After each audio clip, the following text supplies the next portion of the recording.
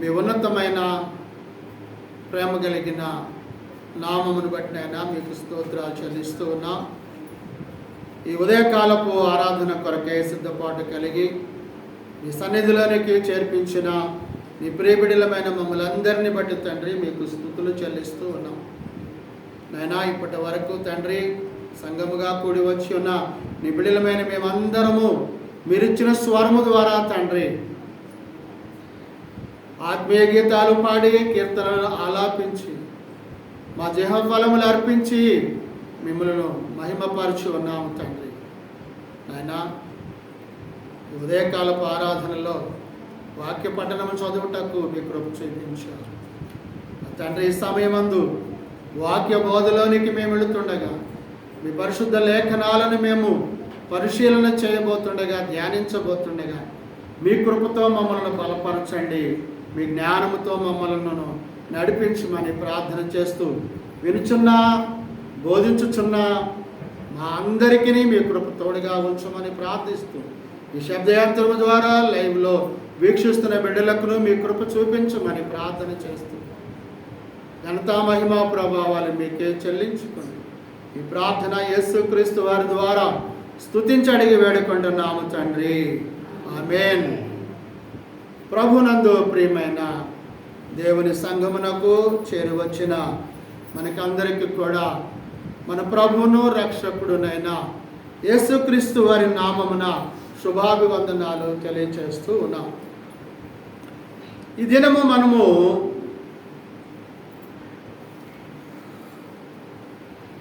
ఎఫ్సీలకు రాసిన పత్రిక 5వ అధ్యాయము, ఎఫ్సీలకు రాసిన పత్రిక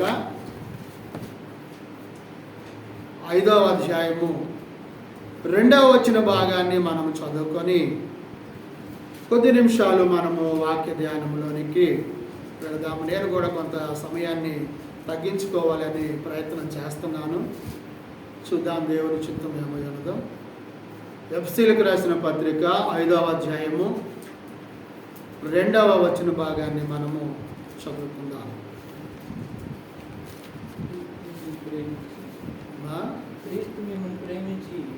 క్రీస్తు మిమ్ములను ప్రేమించి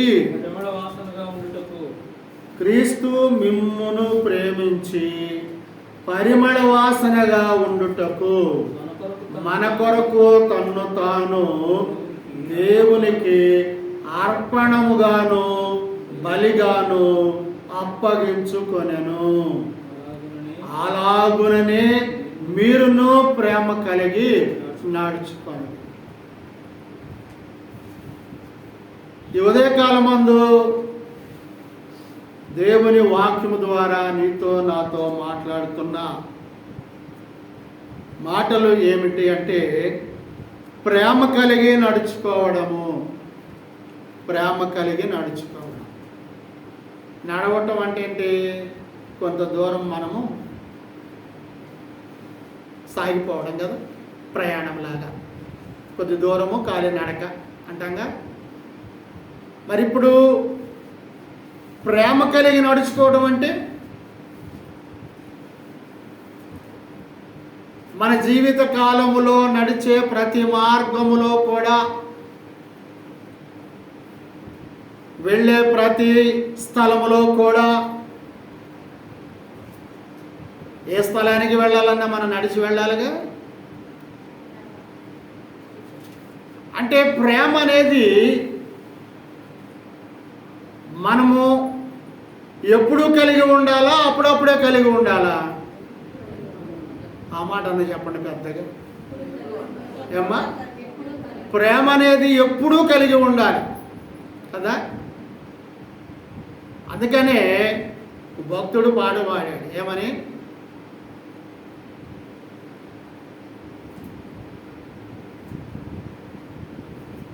పాడండి మరి. ఏం పాట అది?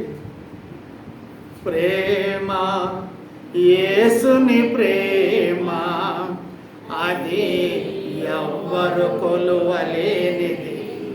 ఆ కొలత నడిచేటప్పుడు ఆ ప్రేమ కలిగి నువ్వు నడుస్తున్నప్పుడు ఏదైనా కొలత వేసుకుంటే గజాల లెక్క ఏమన్నా వచ్చిద్దా? వచ్చిద్దండి? నీ ప్రేమ ఎంతంటే గజమని చెబుతావా?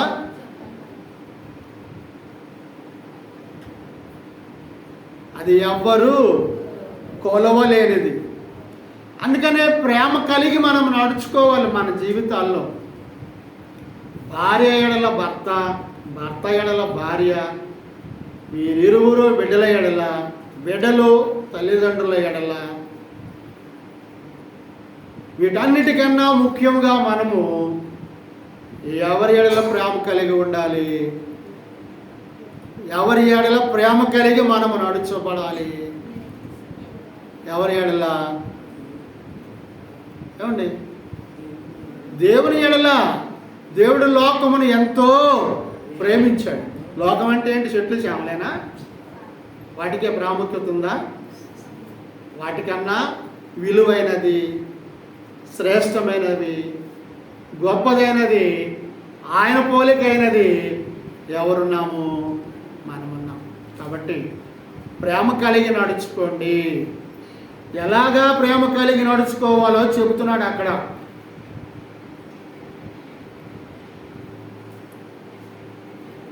క్రీస్తు మిమ్మును ప్రేమించి, ఏం ప్రేమించాడు?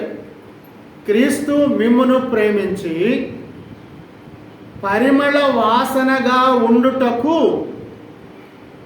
మన కొరకు తన్ను తాను దేవునికి అర్పణగాను బలిగాను.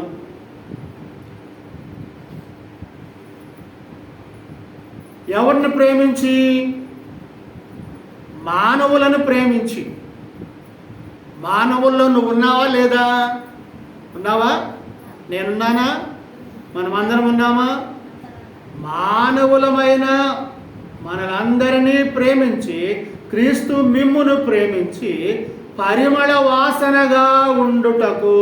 పరిమళ వాసనము. పరిమళం అంటే ఏంటండి? పరిమళం అంటే ఏంది?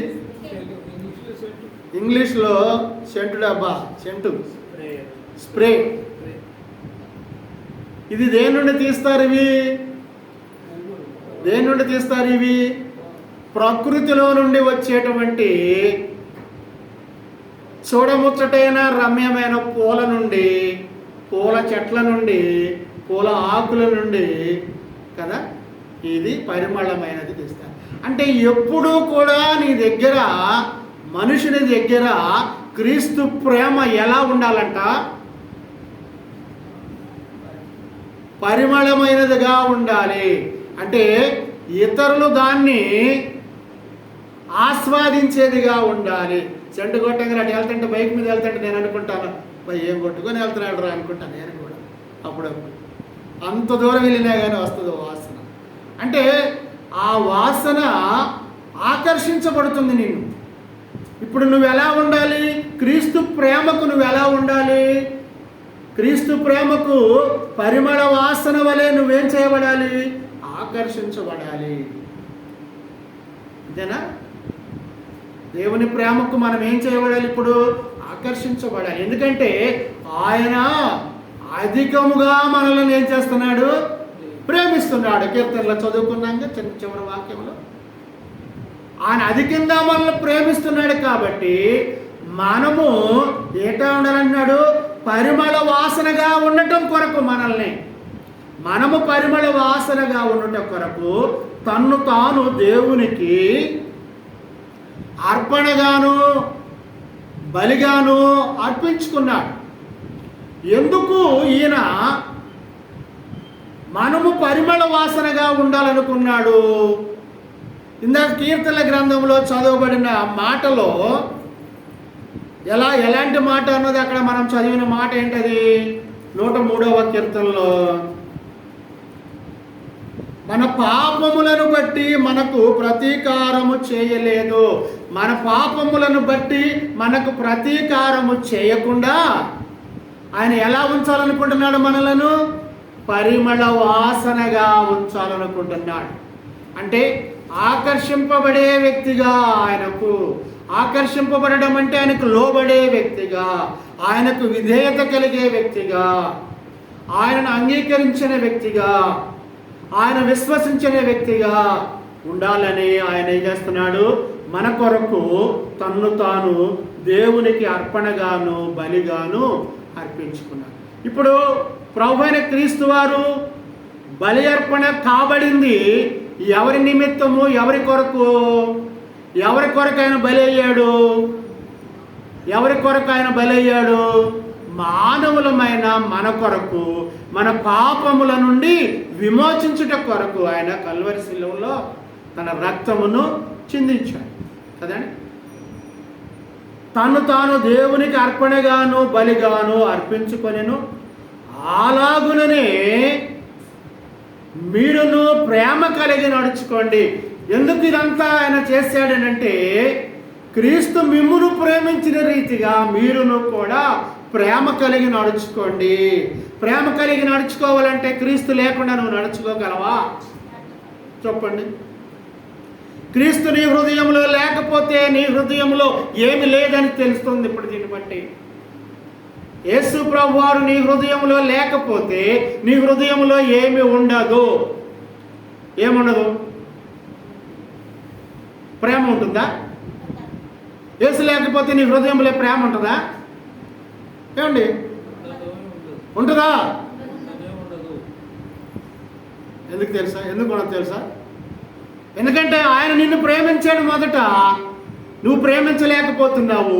ఆయన ప్రేమించిన ప్రేమను నువ్వు పొందలేకపోయావు, అనగా నువ్వు ఆయనలో ఉండలేకపోయావు. కాబట్టి నువ్వు ఇంకొకరికి ఆ ప్రేమను చూపించలేవు. క్రీస్తు లేకపోతే నీలో ప్రేమ లేనట్టే. మరి ప్రేమ లేకపోతే నువ్వేమైపోతావు అంటుంది వాక్యము. ప్రేమ లేనివాడు ఎవడు? వ్యర్థమైన వాడు, వ్యర్థుడు, ఎందుకు పనికిరాడు. మరి అలాంటి జీవితాన్ని మనం జీవించవచ్చా? నువ్వు ఇష్టపడతావా అలాంటి జీవితం జీవించడానికి? ఏమా అలాంటి జీవితాన్ని జీవించడానికి ఇష్టపడతావా? కాబట్టి నువ్వు ఎవరిని ప్రేమించాలి? క్రీస్తును.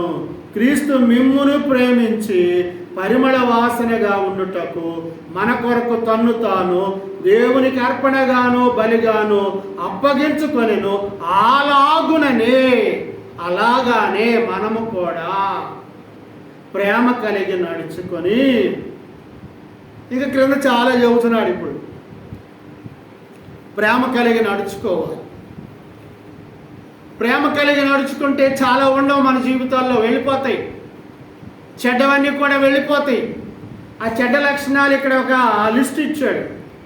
చెడ్డవి కొన్ని లిస్ట్ ఇచ్చాడు ఇక్కడ. అవన్నీ కూడా మన నుండి దూరం అయిపోతాయి. క్రీస్తులో నువ్వు ఉంటే చెడ్డ లక్షణాలన్నీ కూడా నీలో నుండి, నాలో నుండి, మనందరిలో నుండి వెళ్ళిపోతాయి. చూడండి, ఇప్పుడు ఆ క్రీస్తు ప్రభువు నీ హృదయములో ఉంటే నువ్వేం చేస్తావో ఇప్పుడు వాక్యం చెప్తుంది. రోమీలకు రాసిన పత్రిక 14వ అధ్యాయము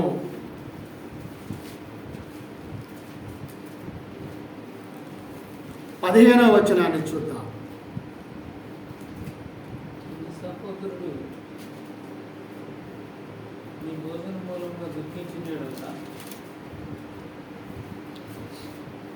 నీ సహోదరుడు నీ భోజన మూలముగా దుఃఖించిన ఎడల నీవికను ప్రేమ కలిగి నడుచుకొని వాడవు కావు. ఎదుటోడు కమ్మంగా కడుపు నిండా తింటే, ఎదుటోడు ఫుల్గా కమ్మంగా తృప్తిగా ఆనందంగా సంతోషంగా వాడు భుజిస్తే మన కళ్ళు ఎట్టుంటాయి? ఇప్పుడు మన కళ్ళు ఎట్టుంటాయండి? చెప్పండి, నిజంగా ఏమనుకోలే కానీ ఎట్టుంటాయండి? ఏమండి, ఎట్టుంటాయమ్మా? ఎట్టుంటాయి అన్నారు. ఇప్పుడు ఎట్టుంటాయి అన్నారు? చెప్పండి, ఎట్టుంటాయి చెప్పండి. నాకు తప్పేం లేదు, చెప్పండి. దాని వివరం చెప్పుకోవాలి. మనం పరిశుద్ధ గ్రంథంలో నుంచి మనం తీసుకొని చెప్పుకోవాలి దాన్ని. మన కళ్ళు ఎట్టుంటాయి? ఇప్పుడు వాడు ముప్పోట్లా మంచి భోజనం తింటా, ముప్పోదిలా మంచిగా జీవిస్తూ మంచి జీవితాన్ని జీవిస్తుంటే వాడి పట్ల, ఆ వ్యక్తి పట్ల, లేక కుటుంబం పట్ల మనకు మంచి అభిప్రాయం ఉంటుందండి? ఉంటుందా? నిజంగా ఉదయం చేసుకొని చెప్పండి. ఉండదు, సత్యం ఉండదు. అది ఎందుకు ఉండదు? ఉండకపోవడానికి కారణం ఏంటి? నీ హృదయంలో ఎవరు లేరు మొదట. ఇది గమనించావా, నీ జీవితము ధన్యమవుతుంది. ఎదుటోడు సంతోషంగా ఉంటే ఎందుకు నువ్వు ఏడుస్తావు వాడిని చూసి? వాడి సంతోషము నీ దుఃఖాన్ని పోగొట్టేదిగా ఉండాలి. ఒకరి సంతోషము నీ దుఃఖాన్ని పోగొట్టేదిగా ఉండాలి. అప్పుడే నువ్వు క్రీస్తును కలిగి ఉన్నట్టు, క్రీస్తు ప్రేమలో ఉన్నట్టు. తర్వాత చూడండి, నీ సహోదరుడు నీ భోజన మూలముగా దుఃఖించిన ఎడలంటే ఆహారం లేకుండా దుఃఖపడిన ఎడలా, భోజనానికి జరగకపోయిన ఎడలా. అంతేనా?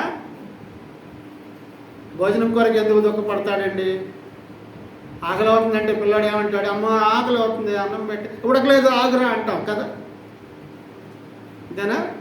అంటే సహోదరుడు భోజనమునకు మూలముగా దుఃఖించిన ఎడల నీవికను ప్రేమ కలిగి నడుచుకొని వాడవు కావు. ఎవని కొరకు క్రీస్తు చనిపోయెనో వారిని నీ భోజనము చేత పాడు చేయకము. నీ భోజనము చేత పాడు చేయకమంటే ఏంటి దీని అర్థము? నీ భోజనములో వానికి తృప్తిని ఇవ్వు. వానితో ఏం చేయాలి? నువ్వు పంచుకోవాలి లేని వాడితో. ఇది సమాజంలో జరుగుతుందండి. ఇది సమాజంలో జరుగుతుందా? జరుగుతుంది.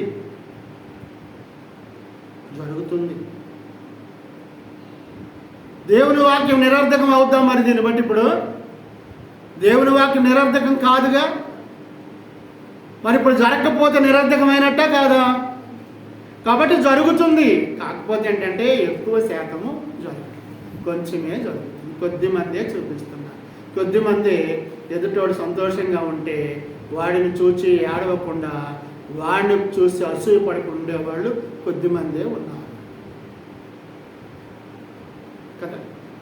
ఈ భోజనము లేని వ్యక్తికి ప్రేమ చూపించగలిగే వాళ్ళు కూడా కొద్దిమందే ఉన్నారు.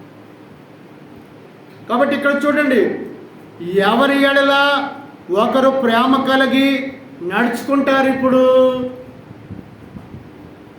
ఒక వ్యక్తి దుఃఖములోనో లేక ఆహారము లేకనో సమస్యలలోనో ఉన్నప్పుడు ఆ వ్యక్తి పట్ల ప్రేమ కలిగి ఉండే వ్యక్తి ఎవరై ఉంటారు? దీన్ని బట్టి ఇంకా వివరంగా చెప్పనా? నేను దుఃఖంలో ఉన్నా, నాకు జరగటంలా, ఈ రోడ్ని వెళ్తూ ఉంటారు, దివాలు మా జేలు మాకు వేసుకొని కూర్చుంటాం బయట. ఇద్దరు వెళ్తా పలకరించి వెళ్తారా? ఏందమ్మా అంటున్నారు అంటారా? అనాలా వద్దా? అనాలా వద్దా రూల్ కాదండి. మళ్ళీ అలా అనుకోకండి దయచేసి. అనాలా వద్దని కాదు, నీలో ఎవరుంటే ఆ మాట బయటకు వస్తుంది. ఎవరుండాలి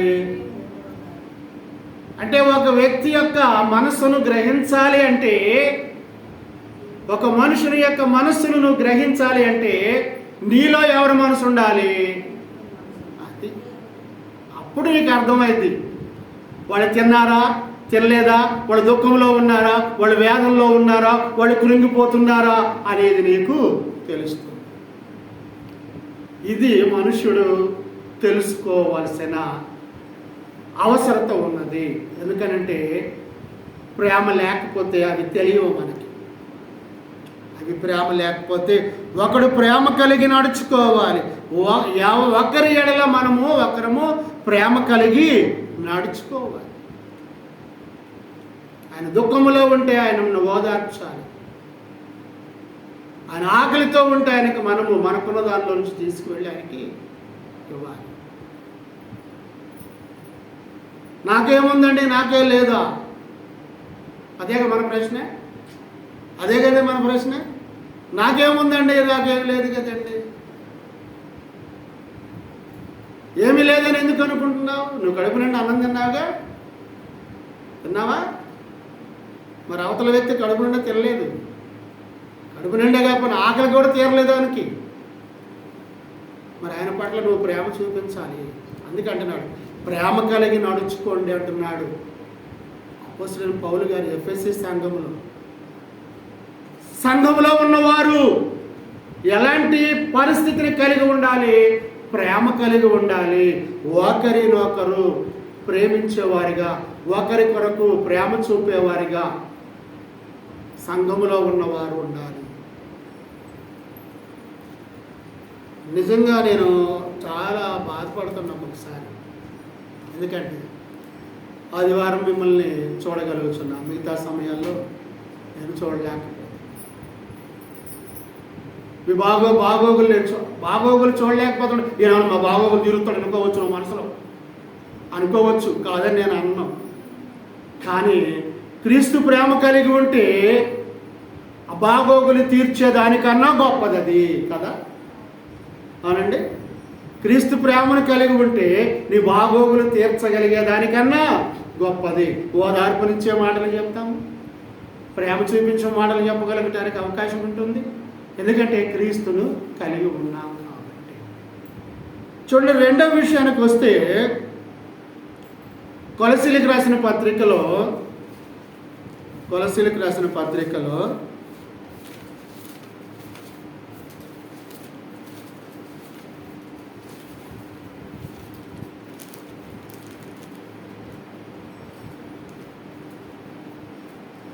4వ అధ్యాయము 6వ వచనాన్ని చూద్దాం.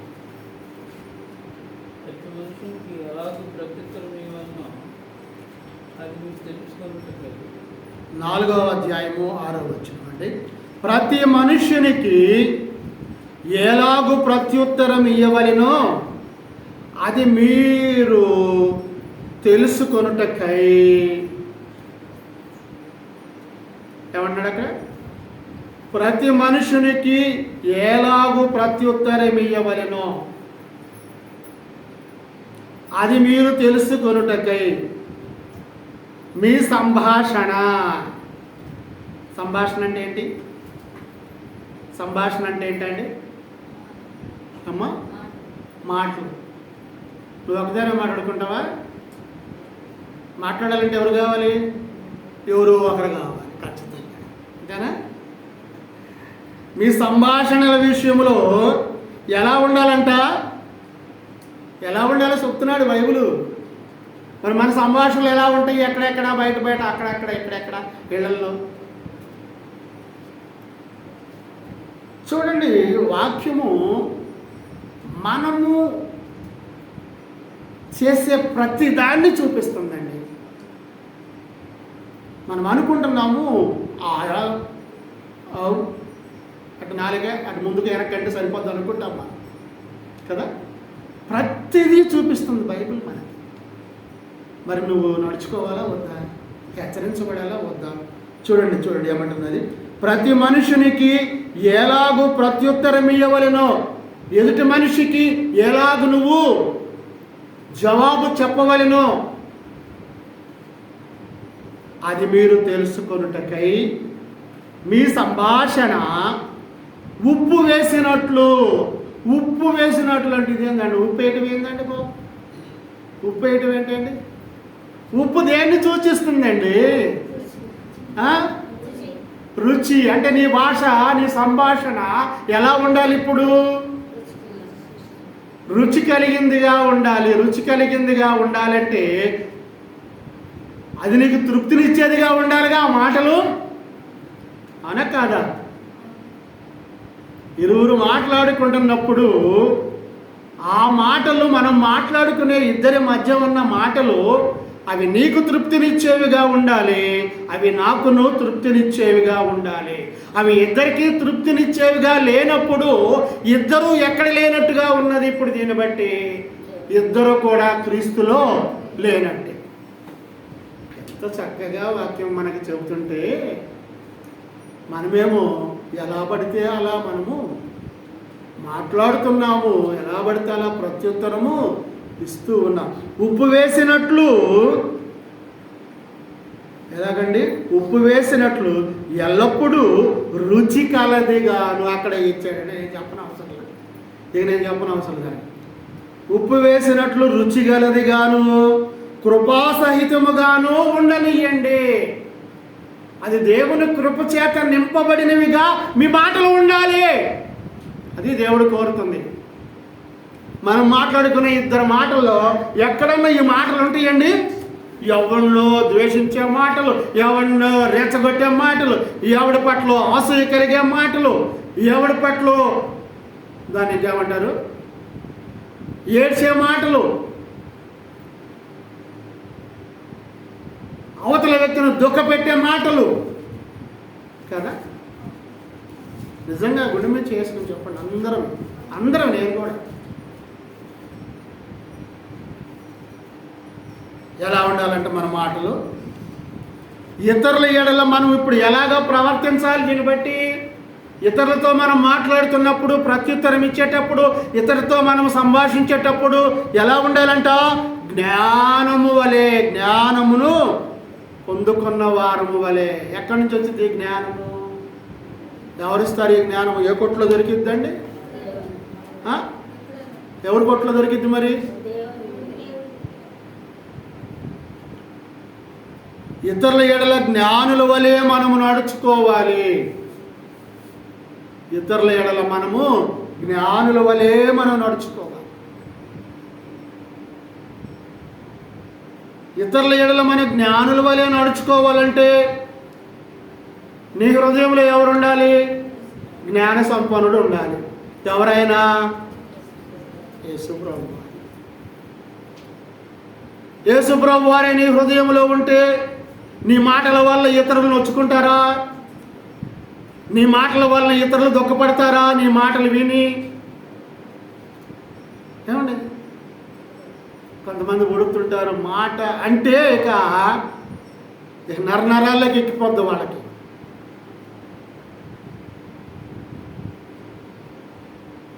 కదా. చూడండి, అందుకంటున్నాను మీ సంభాషణ ఉప్పు వేసినట్లు ఎల్లప్పుడూ రుచి కలదిగాను. అంతవరకు బాగానే ఉంది. రుచి అంటే భౌతిక సంబంధమైనది కూడా మనకు కనబడుతుంది.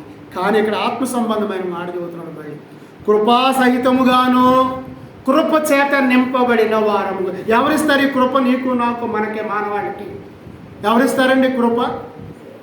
దేవుడు. కాబట్టి దేవుని కృప ద్వారా, దేవుని కృపను నువ్వు పొందుకున్న వ్యక్తిగా ఉంటూ, నీవు జ్ఞానము కలిగిన వ్యక్తిగా ఉండి, ఇతరుల ఎడల మనము జ్ఞానము కలిగిన వానిగా నడుచుకోవాలి. కానీ అమర్యాదగాను, అసభ్యకరముగాను, అభ్యంతరకరముగాను మనము నడుచుకోకూడదు. మన పిలుపుల విషయంలో కూడా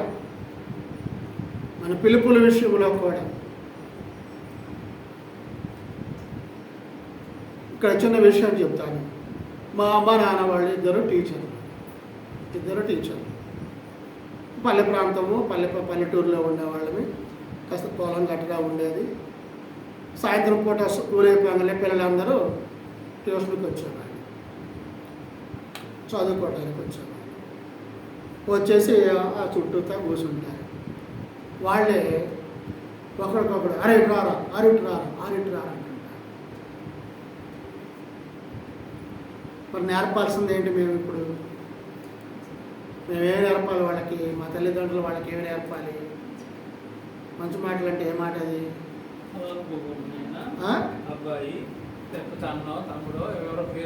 పెద్దోడైతే అన్నయ్య, బుజ్జన్నయ్య, చిన్నోడైతే తమ్ముడు, లేకపోతే సన్ని, లేకపోతే బుజ్జి, లేకపోతే నాని, వాడి పేరు పెట్టి మనము పిలవాలి. నేను అంటే ఇక్కడ అని అనుకోకండి దయచేసి. నేను అనేక ప్రాంతాల్లో చూస్తున్నాను, ఈ క్రమం కానీ, ఈ జ్ఞానం కానీ, ఈ మర్యాద కానీ పిల్లలకి లేదు. నేర్పవలసిన బాధ్యత ఎవరిది? తల్లిదండ్రులు. అరే అంటానికి మనసు ఒప్పదు. గబక్కని అరే అంటానికి మనసు ఒప్పదు. కానీ మనమైతే మాత్రం ముందు బిరుదు పెట్టే తర్వాత పేరు పెడతాం. బిరుదేంటిది, పేరేంటిది చెప్పండి. అమ్మా బిరుదేంటిది చెప్పు చెప్పు, ఏమనుకోవాలి? బిరుదేంటిది, పేరేంటిది?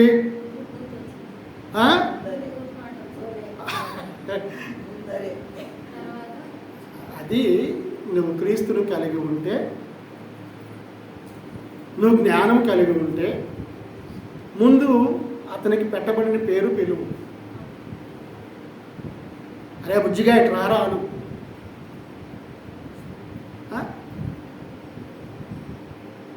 అరే సన్నీ ఇటు రారా అను. అరే సన్నీ కాదు, సన్నీ ఇటు రారా అను. చిన్నోడు కాబట్టి స్వాతంత్రం ఉంటుంది కాబట్టి, చిన్నోడు కాబట్టి స్వాతంత్రం ఉంది. మరి అదే పెద్దోళ్ళు అయితే అరే పాస్టర్గా ఇటు రామ్మంటారా?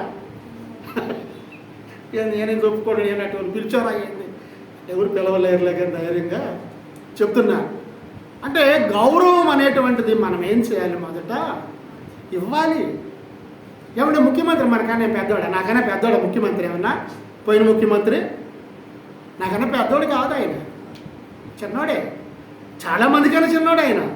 ఇప్పుడున్న ఆయన కూడా చాలామందికైనా చిన్నోడే, నాకన్నా కాదు కానీ చాలామందికైనా చిన్నోడే. ఆయనకన్నా పెద్దోడు చాలామంది ఉన్నారు.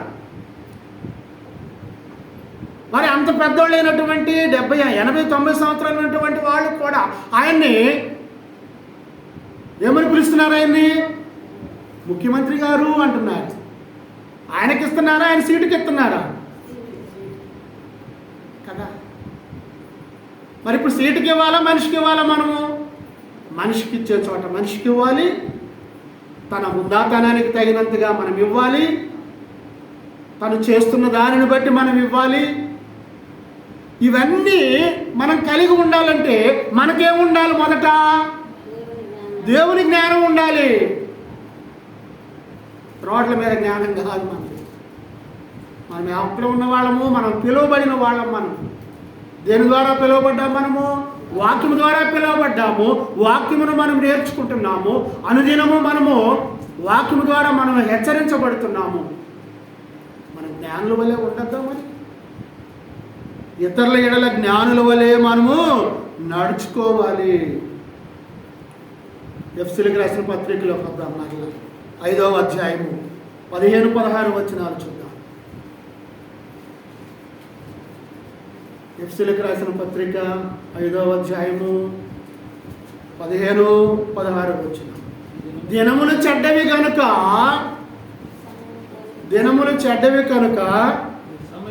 ఏం చేయాలంట? సమయమును పోనీయక ఉపయోగము చేసుకొనుచు, ఉపయోగము చేసుకొనుచు అనగా సద్వినియోగము చేసుకొనుచు. దినములు చెడ్డవి కనుక, ఎందుకు ఈ దినములు చెడ్డవి అంటున్నాడో కూడా మనకు తెలియాలి.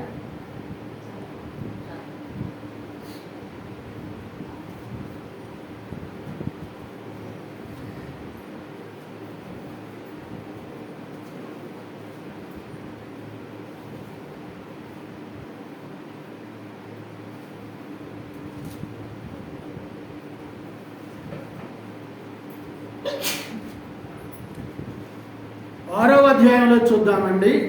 ఇదే అధ్యాయము, ఇదే పుస్తకము 6వ అధ్యాయము 13వ వచనాన్ని చూద్దాం ఒకసారి.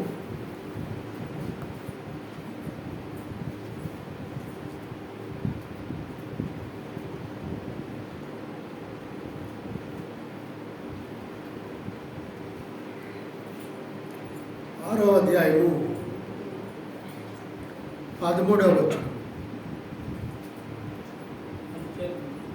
అందుచేతను మీరును ఆపద్దినమందు వారిని ఎదిరించుటకును సమస్తము నెరవేర్చిన వారై నిలువబడుటకును శక్తిమంతులగునట్లు దేవుడిచ్చు సర్వాంగ కవచమును ధరించుకొనుడి.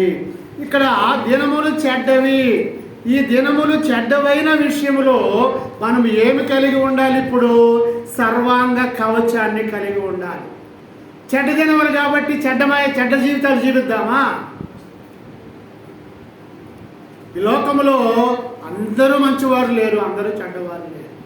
కానీ నువ్వు ఎలా ఉండటానికి ప్రయత్నం చేయాలి? ఇప్పుడు మరి దేవుని యొక్క సర్వాంగ కవచమును ధరించిన వ్యక్తిగా ఉన్నప్పుడు నువ్వు ఎలా ఉండాలి? ఎలా ఉండాలి? ఏం చెబుతుంది 6వ అధ్యాయంలో? ఎఫెసీయులకు రాసిన పత్రిక 6వ అధ్యాయం ఏం చెబుతుంది? ఆపద్దినమందు వారిని ఎదిరించుటకు ఏ నెరవేర్చిన వారంట? మొత్తమా సమస్తమా? సమస్తం అంటే అంతా కూడా ఏం చేయబడిందంట? నెరవేర్చబడింది. దినములు చెడ్డవే కనుక మీరు సమయమును పోనీయక సద్వినియోగము చేసుకొనుచు. అంటే ఒక చెడ్డ దినమైనా మంచి దినమైనా నువ్వు జీవించే జీవన విధానాన్ని బట్టి ఉంటుంది అది. అంతేనా? ఈరోజు మంచిదా చెడ్డదా చెప్పండి?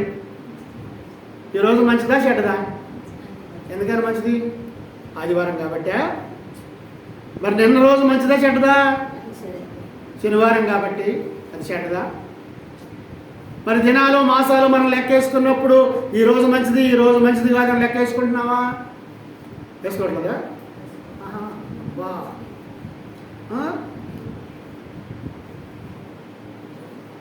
6 దినాలు ఎవరు చేసినవి కదా? మరి ఇప్పుడు ఏం చేయాలి మనము? దినములు చెడ్డవి కనుక మీరు సమయమును పోనీయక సద్వినియోగం చేసుకోవచ్చు. ఎలా ఉండాలి ఇప్పుడు మనము? జ్ఞానుల వలె ఉండాలా? దేవుని కలిగిన వారము, సర్వాంగ కవచము కలిగిన వారముగా ఉండాలా మనము? సర్వాంగ కవచం అంటే మనకి ఎవరిస్తారు? ఇది నువ్వు తొడుక్కునే దట్టినా, నువ్వు తొడుక్కున్న సొక్కానా, నువ్వు వేసుకున్నటువంటి జాకెట్టా? జాకెట్ అంటే లోపల శత్రువులు వచ్చి మనల్ని ఏది చేయకుండా ఉండే దాన్ని కూడా జాకెట్టే అంటారు. సరే, అది మనకి రక్షణనిచ్చే. మరి ఇప్పుడు శత్రువు వచ్చి నిన్ను ఎదుర్కొనకుండా ఉండడానికి ఇప్పుడు సర్వాంగ కవచము నువ్వు ధరించాలా వద్దా? ఈ సర్వాంగ కవచం ఏది? నువ్వు తయారు చేసుకున్న తోలుదా? నువ్వు తయారు చేసుకున్న ఇనపదా?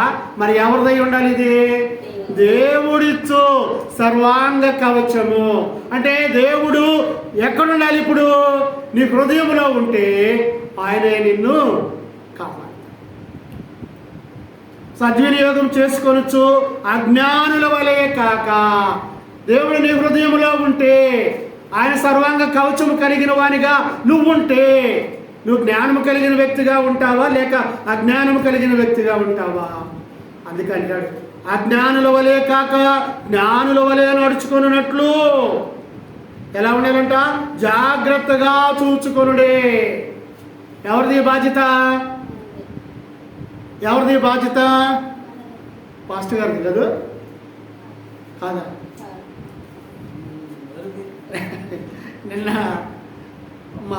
మా దగ్గర విశ్వాసులుగా ఎదిగిన బిడ్డలు నిన్న ఒక అమ్మాయి ఫోన్ చేసి, అసలు ఆ అమ్మాయి మాట్లాడింది నాకు కొంచెం మనసు అట్లా అనిపించింది, చూపు అనిపించింది నాకే. సార్, ప్రార్థనకి ఎక్కడికి వెళ్తున్నా మీరు చెప్పినట్టు ఎవరు చెప్పట్లేదు అమ్మాయి, మీరు చెప్పినట్టు ఎవరు చెప్పట్లేదండి. ఏం చేయమంటామని నన్ను రమ్మంటావు మళ్ళీ అక్కడికన్నా. సార్, అర్థం కాదండి, ఎవరు చెప్పినా అర్థం కావట్లేదండి, అసలు వివరంగా చెప్పటం లేదు సార్ వాళ్ళు. సరే, ఏంది అసలు విషయం ఏంది? ఎందుకు ఫోన్ చేసామంటే ప్రార్థన చేయండి సార్. ఎందుకమ్మా అంటే నాకు కొంచెం బలహీనతగా ఉందండి, గణక ప్రాంతము, ఈ వీపా ప్రాంతంలో హాస్పిటల్కి వెళ్ళడానికి సిద్ధపడుతున్నానండి, ప్రార్థన చేయండి అని చెప్పి ఫోన్ చేసింది. అంటే మేము వారిని విడిచిపెట్టి వచ్చి దాదాపు 4 ఏళ్ళు అవుతుంది అనమాట, సుమారుగా 4 ఏళ్ళు అవుతుంది. అంటే 4 ఏళ్ల తర్వాత కూడా వారిలో విశ్వాసము సన్నగిల్లిందా? సన్నగిల్లిందండి. మనం ఒక ఆదివారం ప్రార్థనకు రాకపోతే మన విశ్వాసము సన్నగిల్లిపోతుంది కాదా? అంటే వాళ్ళు గొప్ప, మనం తక్కువని కాదు ఇక్కడ నా ఉద్దేశం. అంటే వారిలో బలముగా వాక్యము నాటుకుపోయింది, వారి హృదయంలో క్రీస్తును నిలుపుకున్నారు వాళ్ళు. మన హృదయాలు ఏం చేస్తాము? అప్పటికప్పుడే మనంత హాటే, అప్పటికప్పుడే రావాలి, అప్పటికప్పటికే పోవాలి. ప్రార్థన చేయగల జ్వరం పోవాలి. ప్రార్థన చేయగల జ్వరం పోవడానికి నేను దేవుని కాదుగా. లేదా నీ ప్రార్థన చేయగల నీ అప్పు పోవడానికి నేను దేవుని కాదుగా. నేను ప్రార్థన చేయగల ఇల్లు కట్టుకోలేదు నేను దేవుని కాదుగా. దేవుడు కూడా నువ్వు ప్రార్థన చేయగల ఇల్లు కట్టమంటానికి తెల్లపడికి లేచిద్దే ఇల్లు ఏమన్నా లేచిద్దా?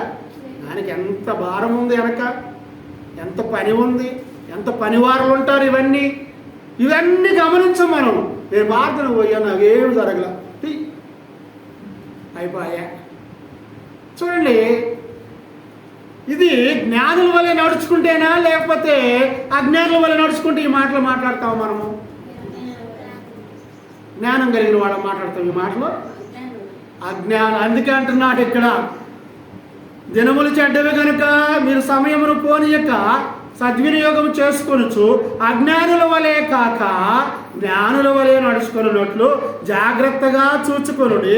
ఇందు నిమిత్తము మీరు అవివేకులు కాక ప్రభు యొక్క చిత్తం ఏమిటో గ్రహించుకొనుడి. ప్రభు యొక్క చిత్తం ఉండాలి. నీకు జ్వరం రాగానే నువ్వేం చేయాలి? పాస్ గారికి ఫోన్ చేయాలా? ఏం చేయాలి? నువ్వు ఏం చేయాలండి? ముందు నీ విశ్వాసం ఏంటో దేవునికి తెలియపరచాలా? నీ విశ్వాసం దేవునికి తెలియపరిచి నీ తోటి విశ్వాసులకు నాకు బలహీనతగా ఉంది, నా కొరకు ప్రార్థన చేయండి అని నువ్వు వారి ప్రార్థన సహకారాన్ని అడగాలి. దైవజనుడికి, దేవుని సేవకునికి నువ్వు ఫోన్ చేసి, అయ్యా నేను ప్రార్థన చేసుకుంటున్నాను, నాకు బలహీనత వచ్చింది, నా కొరకు సంఘముతో ప్రార్థించయ్యా, నీ కుటుంబంతో ప్రార్థించయ్యా అని ప్రార్థన సహాయం నువ్వు అడగాలి. మొదట నువ్వు ప్రార్థన చేసుకోవు. నువ్వు రోగం వస్తే నువ్వు ఎక్కడ ఉంటావు? నీ కొరకు సేవకుడు చేయాలి. అంటే ఇప్పుడు నీకు విశ్వాసం ఉన్నట్ట లేనట్ట? నీకు ఎవరి మీద విశ్వాసం ఉంది? ఇప్పుడు నీకు ఎవరి మీద విశ్వాసం ఉంది? ఎవరి చేస్తే తగ్గిద్ది అనుకుంటున్నావు? నువ్వు ఎవరి చేస్తే తగ్గిద్ది అనుకుంటున్నావు? చెప్పండి, ఎవరి చేస్తే తగ్గిద్ది అనుకుంటున్నావు? ఎవరికి ఫోన్ చేసావు? వాక్యం ఏం చెబుతుందో మరి ఇప్పుడు ఇక్కడ? నీ విశ్వాసమే నిన్ను అంటే ఇప్పుడు నీకు విశ్వాసం లేదు, పాస్టర్ గారు ప్రార్థన చేయమన్నా, ఏం చేశాడు? నీకు స్వస్థత రాలా? మరి పాస్టర్ గారు ప్రార్థన మానేటివేగా కదండి. ఇట్లా పోయేవాళ్ళు చాలా మంది ఉంటారు సంఘాల్లో నుండి, మా పాస్టర్ గారు ప్రార్థన చేస్తున్న జ్వరం దగ్గర. నీకు విశ్వాసం ఉండాలి. మొదట నీ హృదయంలో ఎవరు ఉండాలి? క్రీస్తు ఉండాలి. ఆయన సర్వంగా కవచంగా నువ్వు ధరించుకొని ఉండాలి. అప్పుడే నువ్వు సాతాన్ని ఎదిరించగలవు. పరిశుద్ధాత్మ సంచికరువు నీ చుట్టూ ఉన్నప్పుడు అపవాది ఏది కూడా నిన్ను టచ్ చేయడానికి భయపడిపోతుంది. కాబట్టి ప్రేమ కలిగి నడుచుకుంటే దేవుడు నిన్ను సమృద్ధిగా ప్రేమిస్తాడు. చూడండి, తెస్సలోనిక మొదటి పత్రికలో చూద్దాం. తెస్సలోనిక మొదటి పత్రిక 4వ అధ్యాయం 10వ వచనం. తెస్సలోనిక మొదటి పత్రిక 4వ అధ్యాయము 10వ వచనం, 10 నుంచి 12 వచనం. అలాగుననే 9వ వచనం నుంచి చదువు. సహోదర ప్రేమను గూర్చి నేను మీకు వ్రాయనక్కరలేదు. తెస్సలోనిక మొదటి పత్రిక 4వ అధ్యాయము 9వ వచనం నుంచి 12 వచనాల వరకు చదువు. సహోదర ప్రేమను గూర్చి నేను మీకు వ్రాయనక్కరలేదు. మీరు ఒకరినొకడు ప్రేమించుటకు దేవుని చేతనే ఏర్పరచబడితిరి. నువ్వు ఇతరుల కొరకు ప్రార్థన చేయాలంటే నువ్వు దేవుని చేత ప్రత్యేకింపబడిన వ్యక్తివై ఉండాలండి మొదట. అప్పుడే నీకు ఆ మనసు వచ్చింది, లేక రాదు. అంటే దేవుడు నీ హృదయంలో ఉంటేనే నువ్వు ఇతరుల కొరకు ప్రార్థన చేయగలవు, లేకపోతే నువ్వు చేయలేవు. చూడండి అంటున్నాడు, సహోదర ప్రేమను గూర్చి నేను మీకు వ్రాయనక్కర్లేదు. మీరు ఒకరినొకడు ప్రేమించుటకు. ఒకరినొకరు ప్రేమించటం అంటే ఏంటి? ఒకరి కొరకు ఒకరు ప్రార్థన చేయడము. మొదట ప్రేమించుటకు దేవుని చేత ఏర్పరచబడితిరి. ఏమ్మా? దేవుని చేత నేర్పబడితిరి. అంటే ప్రేమించటం అనేది ఎవరు నేర్పారు నీకు? ఎవరు నేర్పారు చెప్పండి? ఎట్టు చెప్పాడు? ఎట్ట చదువుతున్నారు? ఆయన ఏమన్నాడు మొదట? దేవుడు లోకమును ఎంతో ప్రేమించాడు. ఆయనే మొదట మనల్ని ప్రేమించాడా? ప్రేమించడం ఏదో చూపించాడా మనకి? ఇప్పుడు ఆయన మనల్ని ప్రేమించడం చూపించినప్పుడు మనం కూడా ఆయన ప్రేమించడం చూపించాలా వద్దా? ప్రేమ నేర్పింది ఎవరు ఇప్పుడు మనకి? ప్రేమ నేర్పింది ఎవరండి చెప్పండి? ప్రేమ నేర్పింది ఎవరు మనకి? దేవుడు, యేసు ప్రభు వారు. అందుకన్నాడు, మీరు ఒకరినొకడు ప్రేమించుటకు దేవుని చేతనే నేర్పబడితిరి. నేర్చుకున్నాం మనం. ప్రేమించటం అనేది దేవుని దగ్గర మనము నేర్చుకున్నాం. అలాగుననే మకదోనియా అంతటా ఉన్న సహోదరులందరినీ మీరు ప్రేమించుచున్నారు. అక్కడ సంఘం ఉన్నది, ఆ ప్రాంతంలో అక్కడ ఒక సంఘం ఉన్నది. ఆ సంఘములో ఉన్న వారందరూ ఏం చేస్తున్నారంట? అంతటా ఉన్న సహోదరులందరినీ మీరు ప్రేమించుచున్నారు. సహోదరులారా, మీరు ప్రేమయందు మరి ఎక్కువగా అభివృద్ధి నొందుచుండవలెననియు. బ్రాకెట్లు ఏముంది చెప్పండి? అక్కడ ఏముంది బ్రాకెట్లో బైబిల్లో? సంఘమునకు అని ఉంది. అక్కడ సంఘమునకు. మొదట ఎవరికి నువ్వు ప్రార్థించవలసిన వారిగా ఉన్నావు? మొదట ఎవరికి నువ్వు ప్రేమ చూపించవలసిన వారిగా ఉన్నావు? ఏమండి? నన్ను చాలామంది చాలా విషయాలు అడుగుతుంటారు బజార్లో, అక్కడెక్కడ వెళ్తున్నప్పుడు వస్తున్నాం, పాస్టర్ గారు ఈ చర్చిలో ప్రేమ చూపిస్తారంటగా, మాకు కూడా ప్రేమ చూపించవచ్చుగా అని అడిగారు. మరి నేనేం జవాబు చెప్పాలి ఇప్పుడు? అని చెప్పండి, మీ నోటితో మీరు చెప్పండి, నాకు నేను చెప్తా తర్వాత. మిమ్మల్ని కూడా అడుగుంటారు ఆ మాట, మా పట్ల కూడా చూపించవచ్చుగా ప్రేమ మీ పాస్టర్ గారు అని అడుగుండొచ్చు మిమ్మల్ని కూడా కదండి. మరి అప్పుడు ఇప్పుడు రెండింటికి ఏం చెప్పాలి మనము?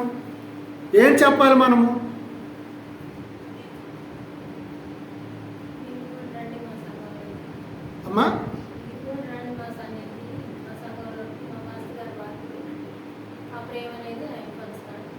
అదే వాక్యం చెప్తుంది. ఇప్పుడు వాక్యం చెబుతుంది అదే. ఏమంటుందో తెలుసా? సహోదర ప్రేమను గురించి నేను మీకు వ్రాయనక్కర్లేదు. సహోదరుల మధ్య ఉన్న ప్రేమను గురించి నేను చెప్పనవసరంలా. ఎందుకంటే ఆ సహోదరుడు క్రీస్తుని కలిగి ఉన్నాడు, ఈ సహోదరుడు క్రీస్తుని కలిగి ఉన్నారు. వీళ్ళిద్దరి మధ్య ప్రేమను గురించి నేను చెప్పనవసరం లేదు. కానీ మీరు ఒకరినొకడు ప్రేమించుటకు దేవుని చేతనే ఏర్పరచబడ్డారు. దేవుని చేత ఏర్పరచబడిన వారి పట్లనే సహోదరుల ప్రేమ ఉంటుంది, మిగిలిన వారి పట్ల ఆ ప్రేమ ఉండదు. ఖచ్చితమది ఇక్కడ వాక్యం ద్వారా. మరి ఇప్పుడు మనం ఏం చేయాలి? ఇప్పుడు వాళ్ళని ప్రేమించాలంటే వాళ్ళు ఎవరి చేత ప్రేమను నేర్చుకోవాలి? వాళ్ళు మొదట ఎవరి చేత ప్రేమను నేర్చుకోవాలి? ఎవరి చేత నేర్చుకోవాలి ప్రేమను? దేవుని వాక్యము చేత, అనగా క్రీస్తు చేత వాళ్ళు నేర్పబడాలి. ప్రేమించడం ఏంటో నేర్పబడాలి వాళ్ళకి. అంటే వాడు వాక్యాన్ని నేర్చుకోవాలి. ఇక్కడే కాదు, నాకు చాలా చోట్ల వస్తుంటే ఈ సమస్య, ఈ ప్రశ్నలు నా దగ్గరకు వస్తాయి. మేము ఎక్కడ స్థానిక సంఘంలో పని చేస్తున్నా కానీ నాకు అవే వస్తాయి. అవునండి, మీ సంఘమేనా? మేము వెళ్ళేది అది మాకు లేదు, మాకు చేయరా, మా పట్ల ఆ ప్రేమ చూపించరా? ఇప్పుడు చూపించమని ఉందా, చూపించొద్దని ఉందా? ఇక్కడ ఎవరికి చూపించమని? దేవుని చేతనే నేర్పబడిన వారికి. దేవుని చేత నేర్పబడింది ఎవరు? ఇక్కడ ఉన్న వాళ్ళకి మేము నేర్పుతున్నామా లేదా దేవుని మాట? కాబట్టి అలాగుననే మకదోనియా అంతటా ఉన్న సహోదరులందరినీ మీరు ప్రేమించుచున్నారు. సంఘంలో ఉన్న వాళ్ళందరినీ మేము ప్రేమిస్తున్నామా, లేకపోతే ఒక్కొక్కరికి ప్రత్యేకమైన ప్రేమను చూపిస్తున్నామా? ఎవరిని మేము తక్కువగా చూసేది లేదు, ఎవరిని ఎక్కువగా చూసేది. చూడందుకంటున్నాను, సహోదరులారా, మీరు ప్రేమయందు మరి ఎక్కువగా అభివృద్ధి నొందుచుండవలెననియు సంఘమునకు వెలుపట వారి ఎడల మర్యాదగా నడుచుకొనుచు. సంఘము వెలుపట ఉన్న వారి ఎడల ఇప్పుడు మనము నేర్చుకున్న దానిని బట్టి, ప్రేమ కలిగిన దానిని బట్టి, ఒకరినొకరు మనం ప్రేమించే దానిని బట్టి సంఘము వెలుపట ఉన్న వారి ఎడల మనం ఎలా ఉండాలి? మర్యాదగా నడుచుకోవాలి. ఇప్పుడు మర్యాద వెలుపటి వారి పట్ల మర్యాద కలిగి ఉన్నప్పుడు మరి లోపల ఉండేవారి పట్ల మనము మర్యాద కలిగి ఉండాలా వద్దా? గౌరవభావం కలిగి ఉండాలా వద్దా? పాస్టర్ గారిని పిలవలేకపోతున్నారు చాలామంది ఈ ప్రాంత ప్రజలు పాస్టర్ గారిని పిలవలేకపోతున్నారు. వాళ్ళ నోళ్ళు రావటంలా. మరి ఎందుకు రావటం లేదంటే ఏమి లేదు వాళ్ళ హృదయంలో, ఎవరు లేరని దీని అర్థము. వాక్యం చేత, దేవుని చేత వాళ్ళు నేర్పబడలేదు. నేర్పలా వాళ్ళకి ఎవరు? దైవజనుడే, పాస్టర్ గారే, ముఖ్యమంత్రి. నువ్వు ఆ పేరు పెట్టి పిలవాల్సిందే వాళ్ళని. ఇది వాక్యంలోదే నేను బయటగా నా గురించి చెప్పుకుంటున్నాను. ఏమండి, నా గురించి చెప్పుకున్నాను, వాక్యంలో ఉంది. బయట వాళ్ళని నువ్వు మర్యాదగా పిలవమంటున్నాడు నేను మొదట. మరి బయట వాళ్ళని నువ్వు మర్యాదగా పిలవాలంటే ఇక్కడ ఉన్న వారిని నువ్వు మర్యాదగా పిలవాలా వద్దా?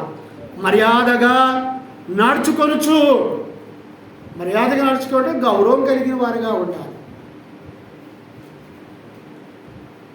మరి ఈ మాట మనం చెప్పామనుకో, వాళ్ళ హృదయాలు ఏమైపోతాయి? నొచ్చుకుంటారు. ఎందుకంటే మీకు నేర్పలేదు ఎవరు ఈ విషయాలు. మీకు ఈ విషయాలు నేర్పలేదు ఎవరు.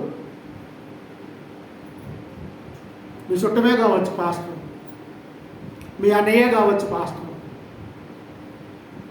బయట వెళ్ళేటప్పుడు ఏం చెప్పాలి? మా తమ్ముడేం చదువుతావా? పాస్టర్ గారిగా పనిచేస్తున్నాడు మా తమ్ముడు అనాలి. నువ్వు పాస్టర్ గారిగా పనిచేస్తున్నాడు మా బాబాయ్ అనాలి. పాస్టర్ గారిగా పనిచేస్తున్నాడు మా భర్త అనాలి. పాస్టర్ గారిగా పనిచేస్తున్నాడు మా మామయ్య అనాలి. దీన్ని చెప్పాలి. నువ్వు ఎవరికి ఇవ్వాలి? మీ మామయ్యకి ఇవ్వాలా ప్రాధాన్యత? నీ భర్తకి ఇవ్వాలా ప్రాధాన్యత? లేకపోతే ఆయన చేసే పనికి ఇవ్వాలా ప్రాధాన్యత? నువ్వు దేనికి ఇవ్వాలండి? నువ్వు మనిషిని గౌరవిస్తే అది ఇంటి పరిమితి. కానీ ఇక్కడ ఏమన్నాడు చూడండి, సహోదరులారా, మీరు ప్రేమయందు ఎక్కువగా ఎక్కడ ఉండాలంట? వెలుపటి వారి ఎడల మర్యాదగా నడుచుకొనుచు, మీకేమీ కొదువ లేకుండానట్లు మేము మీకు ఆజ్ఞాపించిన ప్రకారము మీరు పరుల జోలికి పోక. మర్యాదగా నడుచుకోవాలి. ఇంకోటి ఏం చేయాలంట? పరుల జోలికి పోక మీ సొంత కార్యములను జరుపుకొనుట యందును మీ చేతులతో పనిచేయట యందును ఆశ కలిగి ఉండవలెననియు మిమ్ముని హెచ్చరించుచున్నాను. మొట్టమొదటే చెప్పాం. ఎదుటోళ్ళు చూస్తే మనం ఏం చేస్తుంటాం? ఊరక కాల్చుకుంటా ఉంటారు.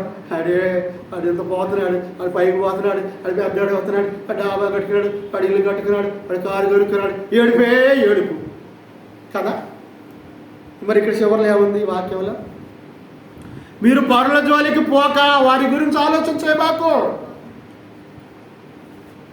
మీ సొంత కార్యములను జరుపుకుంటూ, అంటే నీకు ఉన్న దాంట్లో నువ్వు తృప్తి పొందుతూ మీ చేతులతో పనిచేయట యందు ఆశ కలిగి ఉండవలెననియో మిమ్మును హెచ్చరించుచున్నాను. ఇది క్రీస్తు ద్వారా నువ్వు నేర్చుకోవాలి. అది నీకు నేర్పబడాలి. అప్పుడే నువ్వు ప్రేమ కలిగి నడుచుకుంటావు. ఎన్ని బైబిల్లో ఉండేయాలి? అది నేను కల్పించి చెప్పానండి. మరి ఇప్పుడు నా మీద చాలామంది కోపం ఉంది. ఆయన పాస్టర్ గారు ఉంటాయి పిలవాలంట, ఆయన్ని ఏమండి అని పిలవకూడదంట. రోడ్లు పోతుంటే ఏమండి అని పిలుపుతారు నన్ను. డైరెక్ట్ యువతను ఇప్పుడు ఏమండి అని పిలుపుతారు. నేను బలకాల వద్దా? చెప్పండి అమ్మా, మీరు చెప్పండి. ఓపెన్గా చెప్పేస్తాను. ఇప్పుడు అసలు ఏమండి అని పిలుస్తున్నారు. నువ్వు ఒక మనిషితో మాట్లాడుతున్నావు, ఏమండి అని పిలుస్తున్నావు. నేను కూడా వెళ్తున్నా, ఏమండి అన్నావు. ఎవరిని అనుకున్నట్టు చెప్పండి. అంతేనా?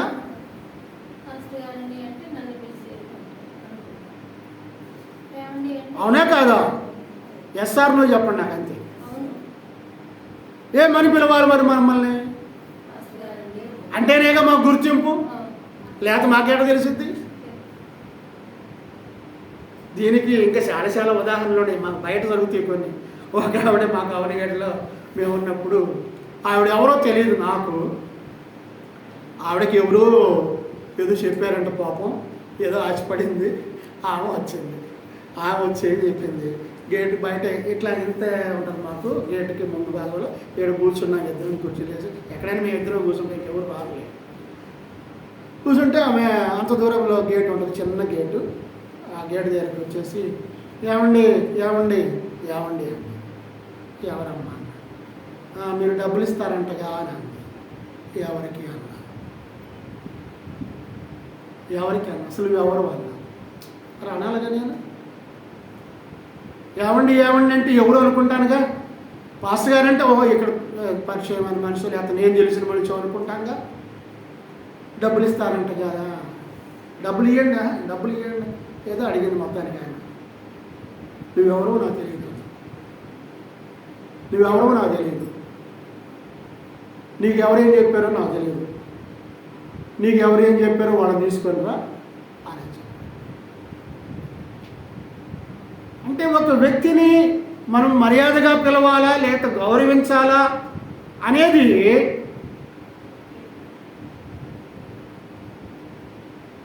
నీలో ఎవరు ఉంటే ఆ లక్షణాలు వస్తాయి. నీకు క్రీస్తు ఉంటే వస్తాయి.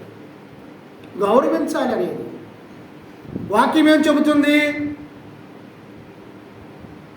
వెలుపటి వారి ఎడల కూడా. ఎక్కడ వెలుపటి వారు? సంఘములో ఉన్నవారు కాదు, వెలుపట ఉన్న వారి ఎడల కూడా మర్యాదగా నడుచుకొనొచ్చు. వాళ్ళ పట్లే మర్యాదగా నడుచుకోమని మనకు వాక్యం చెబుతుంటే, మనం సంఘంలో ఉన్న వాళ్ళ పట్ల మర్యాదగా నడుచుకో.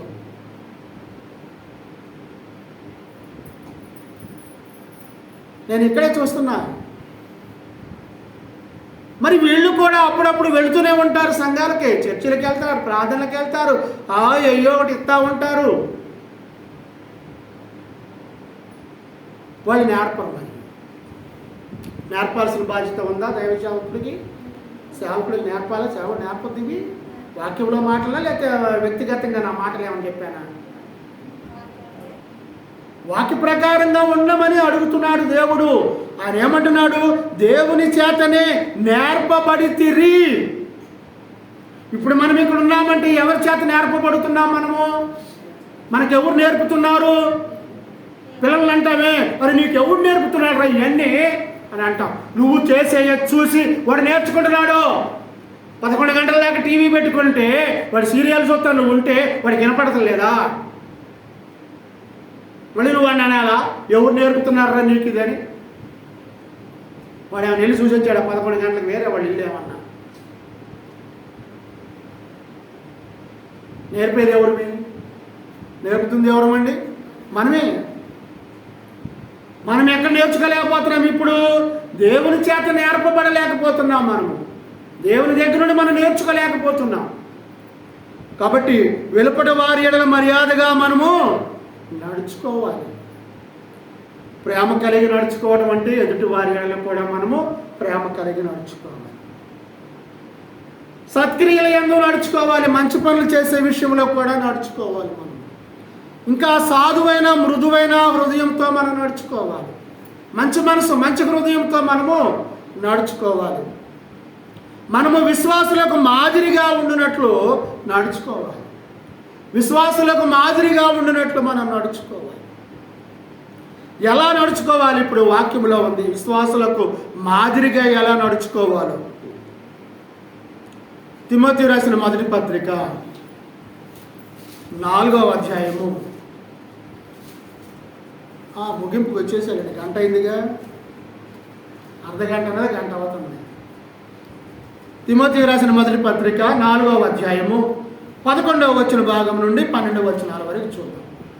నీ యవనమును బట్టి నిన్నెవనిని తృణీకరింపనీయకుము, కానీ మాటలోను, ప్రవర్తనలోను, ప్రేమలోను, విశ్వాసములోను, పవిత్రతలోను విశ్వాసులకు మాదిరిగా ఉండుము. విశ్వాసులకు మాదిరిగా ఉండము. మనము విశ్వాసులకు మాదిరిగా ఉండాలి. చూడండి, ఎందుకు మాదిరిగా ఉండాలి? మాదిరిగా ఉండటం అంటే ఏమేం చెయ్యాలి అనేది బైబిల్ చెబుతుంది మనకి. ఈ సంగతులు ఆజ్ఞాపించి బోధించుము. ఎవరికి బోధించాలి ఇవి? సంఘానికి బోధించాలి. ఇవి విశ్వాసులకు బోధించాలి. మాదిరిగా ఉండమని బోధించాలి. ఏంటా మాదిరి? నీ యవనమును బట్టి, నీ యవన కాలమును బట్టి నిన్నెవరిని తృణీకరింపనీయకుము.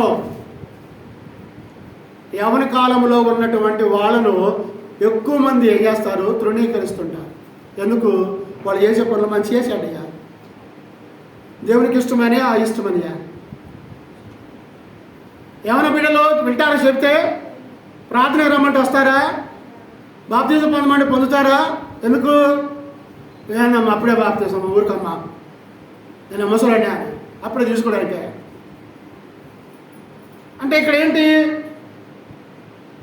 అప్పుడే బాప్తిజం తీసుకున్నావా అంటారేమో బయట. అందుకే నీ యవనమును బట్టి నిన్నెవడు కూడా తృణీకరింపనీయకము.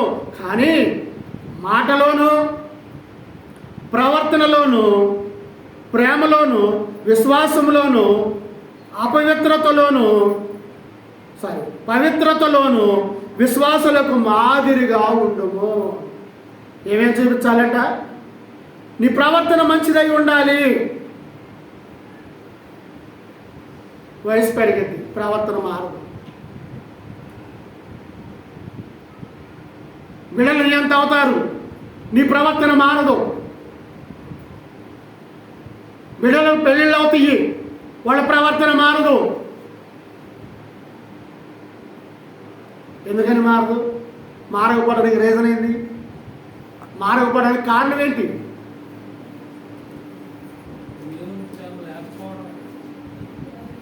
దేవుని ప్రేమను మీరు రుచి చూడలేదు. దేవుని ప్రేమను మీరు పొందలేదు. దేవుని ప్రేమ మీరు నేర్చుకోలేదు ఆయన దగ్గర ఎలా పొందాలో. కాబట్టి ప్రవర్తనలోను, ప్రేమలోను, ప్రేమ పాట పాడతాం మళ్ళీ కదా.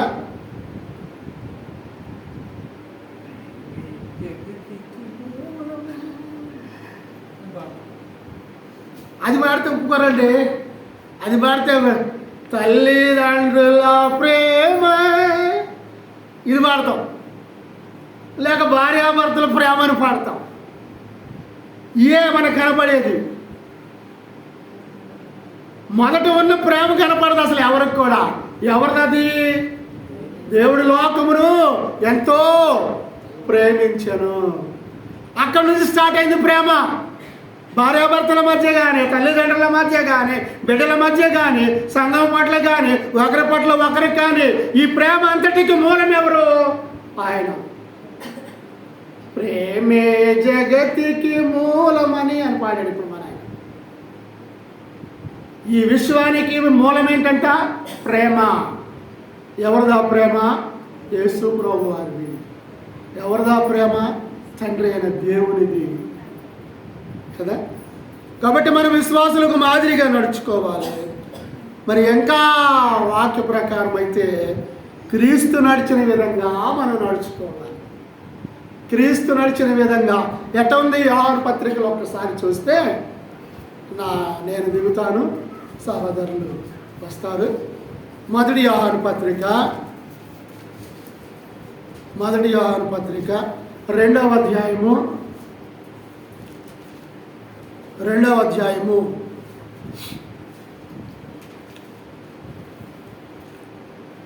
5-6 వచనాలు చూద్దాం. యోహాను మొదటి పత్రిక 2వ అధ్యాయం 5-6 వచనాలు. ఆయన వాక్యము ఎవడు గైకొనునో, ఎవరిని గైకొనాలి? ఎవరిని గైకొనాలండి? ఆయన వాక్యమును ఎవరు గైకొనునో వానిలో ఎవరుంటారంట? వానిలో ఎవరుంటారు? వానిలో ఏముంటుందంట? వానిలో దేవుని ప్రేమ నిజముగా పరిపూర్ణమాయను. ఆయన వాక్యము ఎవడు గైకొనునో, గైకొనటం అంటే ఏంటి? పొందుకొనడం అంటే ఏంటి? నేర్చుకొనడం. ఆయన నేర్పుతున్నాడు ప్రేమ ఎలాగో. ఆయన చూపించాడు ఒక దినమున మనకు ప్రేమ, కల్వరి ప్రేమ ఏంటో చూపించాడు కదా. ఆయన వాక్యమును ఎవడు గైకొనునో వానిలో దేవుని ప్రేమ నిజముగా పరిపూర్ణమాయను. ఆయన యందు నిలిచి ఉన్న వాడనని చెప్పుకొనువాడు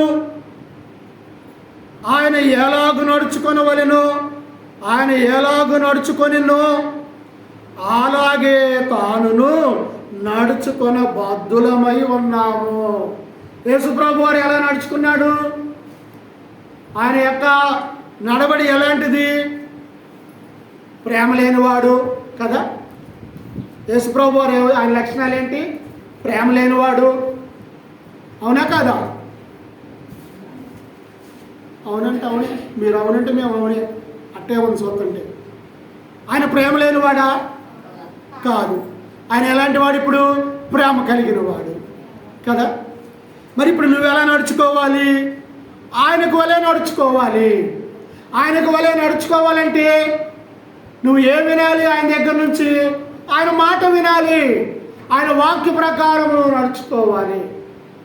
క్రీస్తును మనం నడిచే విధంగా మనం ఉండాలంటే ఆయన వాక్యాన్ని మనము అనుసరించాలి.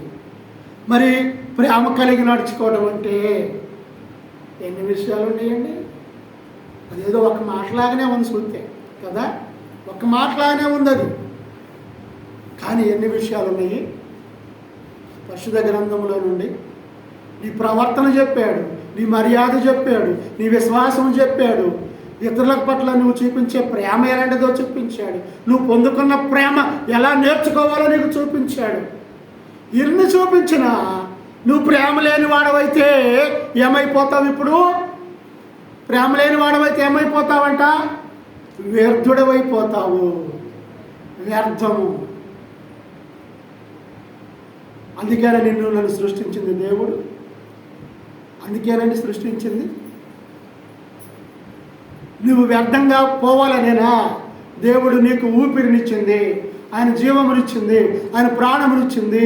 ఆయన నీ కొరకు నా కొరకు కల్వరి శిలువలో కార్చిన రక్తమును ధారగా ఇచ్చి నీ పాపములను విమోచించి నిన్ను ఆయన బిడ్డగా చేర్చుకొని ఆయన ప్రేమను నీకు చూపించి ఆ ప్రేమను నువ్వు ఇతరుల పట్ల, సంఘము పట్ల, తోటి వారి పట్ల నువ్వు కలిగి ఉండాలి.